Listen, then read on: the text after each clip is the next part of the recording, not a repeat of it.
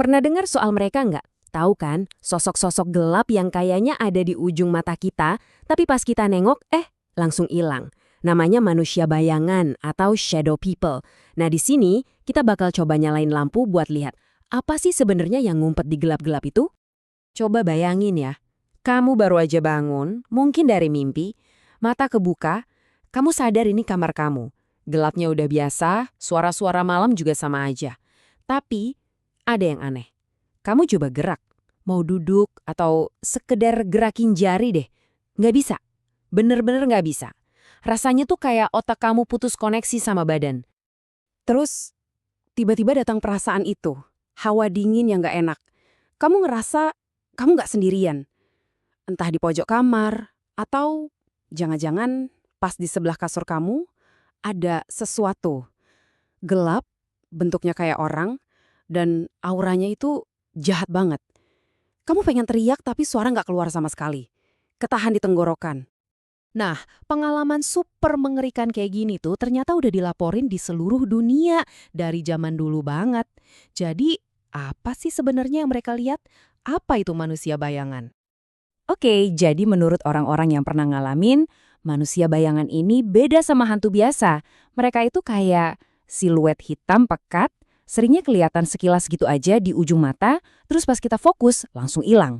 Mereka nggak ngomong, nggak ngapa-ngapain, tapi anehnya kehadiran mereka itu selalu bikin kita merinding ketakutan.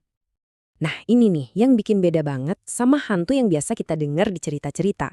Hantu kan biasanya kayak bekas orang yang pernah hidup ya. Kadang ada mukanya, pakai baju zaman dulu, mungkin coba ngasih pesan.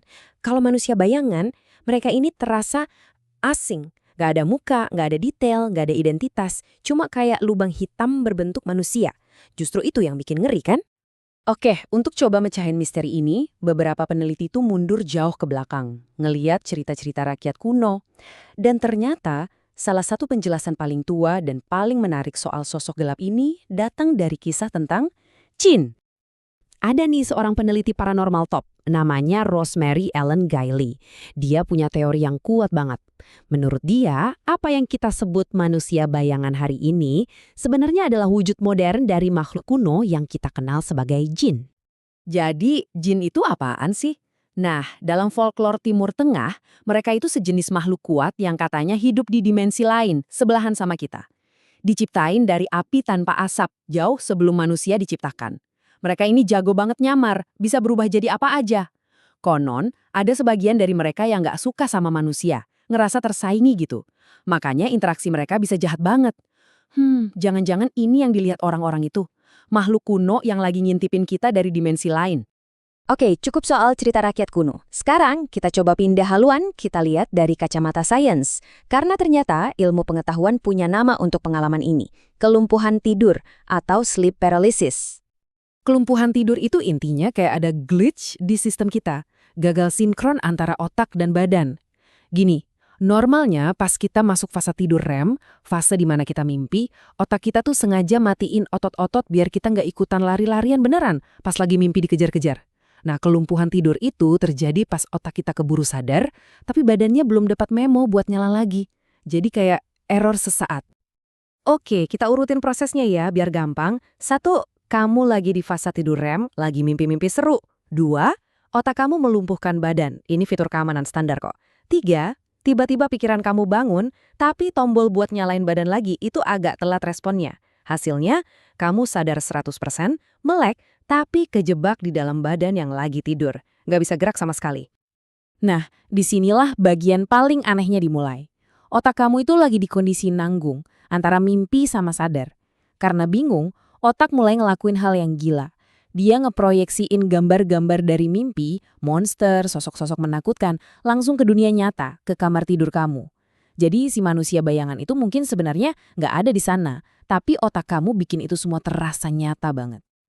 Oke, sekarang kita tahu apa yang terjadi. Tapi pertanyaan gedenya adalah, kenapa rasanya bisa senyata itu? Kenapa ini bukan cuma kayak mimpi biasa yang buram, tapi malah jadi salah satu pengalaman paling horor seumur hidup? Jawabannya ada di sirkuit otak kita. Jadi, gimana caranya glitch biologis biasa ini bisa jadi teror yang sebegitu nyatanya? Sains bilang ada 3 pemain utama di otak kita yang jadi biang keroknya. Yang pertama, Amigdala. Ini adalah tombol panik di otak kita. Nah, pas kelumpuhan tidur, bagian ini jadi super aktif. Bayangin kayak alarm kebakaran yang bunyi kenceng banget di kepala. Jadi, bahkan sebelum kamu lihat apa-apa, otak kamu udah dibanjiri sama rasa takut murni. Kamu ketakutan duluan sebelum ada alasan buat takut. Yang kedua, lobus parietal. Ini tugasnya kayak GPS internal yang ngasih tahu di mana posisi badan kita. Nah, bagian ini juga lagi bingung. Errornya ini ngebuat sensasi aneh yang sering disebut sensasi kehadiran. Rasanya tuh jelas banget ada orang lain di kamar. Logikanya gini, otak kamu nggak bisa nemuin badan kamu sendiri, jadi dia mikir, wah, jangan-jangan ada badan orang lain di sini. Dan yang ketiga, ini dia pemain utamanya, serotonin. Lebih spesifik lagi, ada aktivitas berlebih di reseptor serotonin 2A. Reseptor ini, ngomong-ngomong, adalah reseptor yang sama yang aktif pas orang pakai obat-obatan psikedelik. Efeknya bisa memicu halusinasi visual yang kuat banget. Zat kimia inilah yang secara harfiah ngegambar si manusia bayangan di depan mata kamu. Nah, ini poin yang penting banget. Halusinasi pas kelumpuhan tidur itu beda sama halusinasi karena psikosis. Halusinasi yang ini lebih mirip mimpi, aneh, surreal, dan seringkali di lubuk hati kita sadar kalau ini nggak nyata, walaupun rasanya nyata banget. Jadi, ini bukan berarti otak kamu rusak.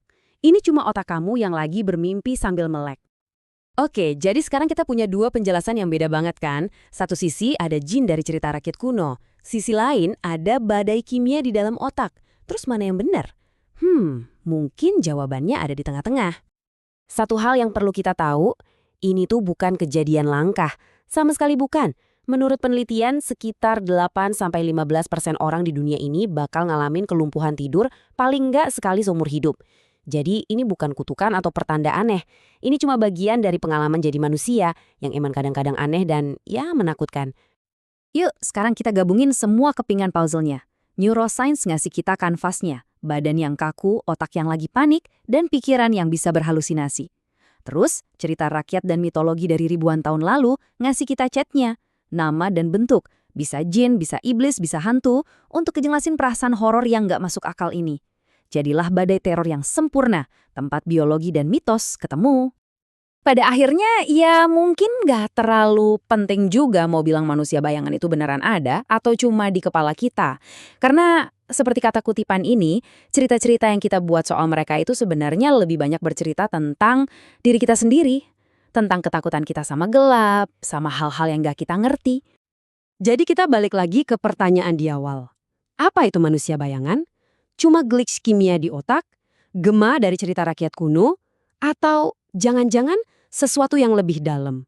Mungkin mereka itu wujud dari ketakutan kita yang paling dasar. Takut nggak bisa gerak, takut gelap, dan takut kalau ternyata kita nggak pernah benar-benar sendirian. Nah, itu bisa jadi bahan renungan buat kamu kalau nanti kebangun tengah malam.